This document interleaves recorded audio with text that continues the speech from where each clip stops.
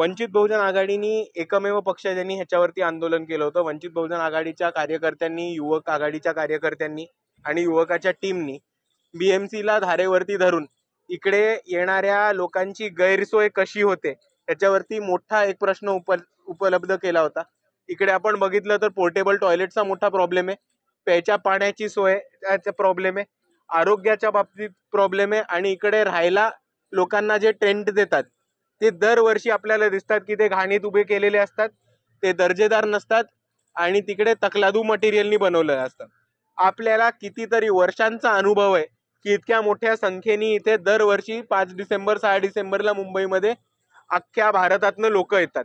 तरीही बीएमसीला इतके वर्ष चांगली सोय उपलब्ध का करता येत नाही, हा प्रामुख्याने आमचा बीएमसीला प्रश्न आहे. आणि दुसऱ्या बाजूला आम्ही ह्याचा पाठपुरवठा करणार, ह्याच्या तळापर्यंत पोहोचणार. जिकडे जिकडे पाणी मुरतंय, जिकडे जिकडे पैसा मुरतोय, तो सगळा शोधून काढून या सगळ्या अधिकाऱ्यांना धारेवर धरणार. आता सगळ्यांना सांगतो ना मॅम, पोर्टेबल टॉयलेट्समध्ये प्रॉब्लेम आहे, तिकडे फ्लशिंगचा मोठा प्रॉब्लेम होतो, तिकडे आतमध्ये पाणी येत नाही, प्यायच्या पाण्याची सोय आहे तिकडे अजून कुठेही जार्स म्हणतात पण जार्स दिले जात नाहीत. मागच्या वेळेसचं आम्ही फुटेज पण आउट केली होती की बाथरूम मधलं पाणी हे जार्स मध्ये भरून प्यायचं पाणी म्हणून उपलब्ध करून दिलं होतं. आपण बघितलं असेल की टेंटच्या खाली जितकी लोक येतात त्यांच्यासाठी कधीही पुरेशी जागा नसते.